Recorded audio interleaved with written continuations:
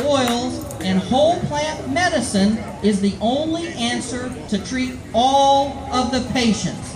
It's the only moral thing to do. To leave these people behind is un-American. Okay, the other thing that I heard yesterday, and I almost fell down when I heard it. I know you want to hear Alexis, so. Moral objections. I actually had someone tell me they had moral objections to medical cannabis for my daughter.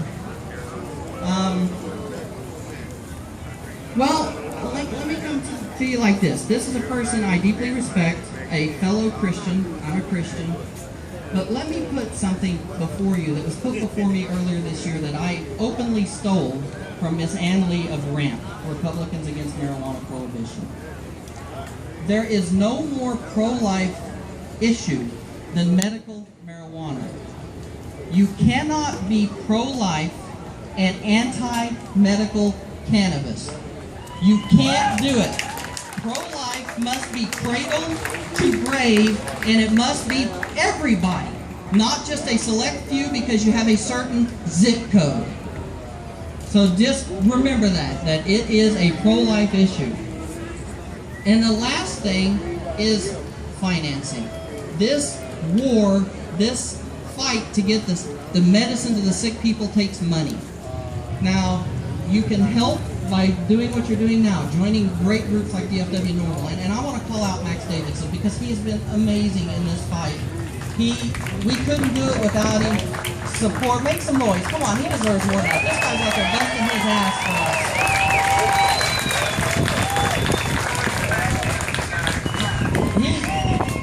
He literally spends his whole day on the road with parents like us. As I understand it, there's 85. I could be off by a number or two. Give me a break, I'm a disabled vet. If I'm off by a number or two, that's just the way it is.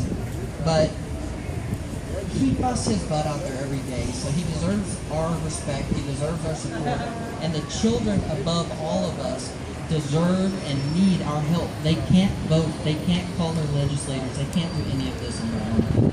We have to do it. Okay? So I'm going to close with this.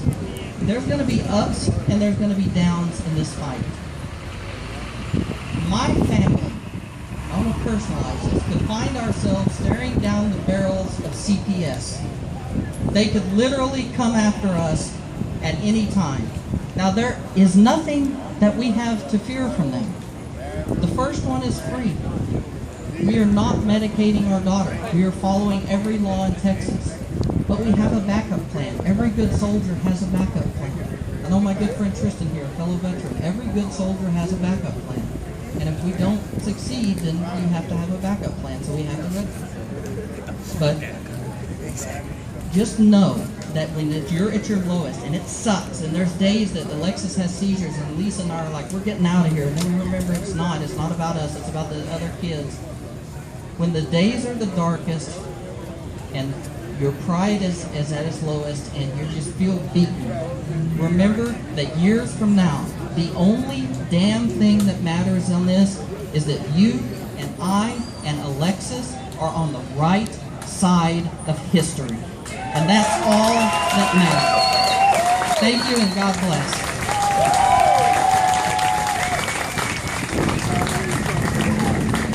Keep clapping for Dean Bortel, guys.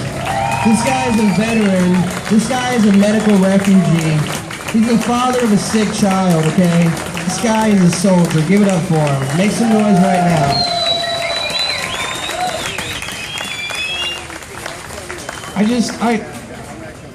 I'm a comedian, right? I look for the funny in everything, but I can't find funny in weed being illegal, man. I just can't, you know?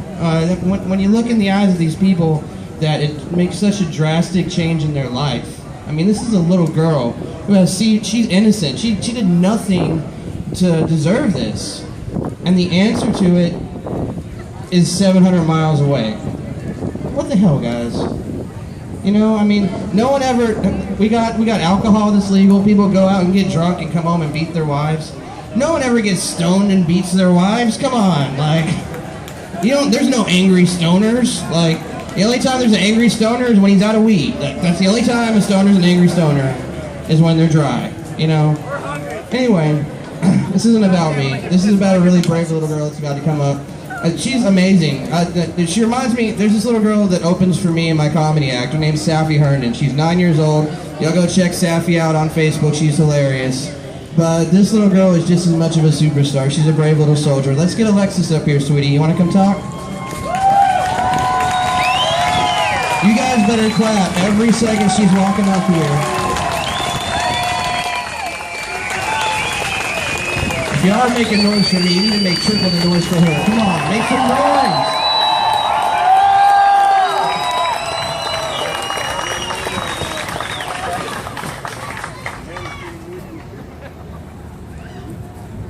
Hello, Texas.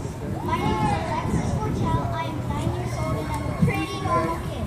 I enjoy cartoons, playing games with my sister, and playing golf. One thing about me is not normal though. I have an illness called epilepsy that normal medicines haven't worked on. The medicines I've been given either made me feel sick or really weird. My nighttime seizures started in July 2013, and Texas doctors still don't know why or how to stop them.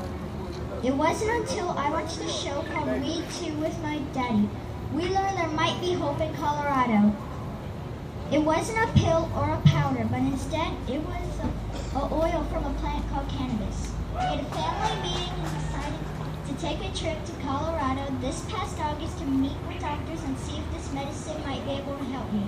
It was a great trip and the doctors I met were amazing. Unlike my doctors in Texas, we were free to talk about medical cannabis and compare it to the medicine I was already taking. They both agreed that medical cannabis was safer and it would probably help stop my seizures without all the weird feelings Depakote was giving me. After the appointments, I officially became a legal Colorado medical cannabis patient.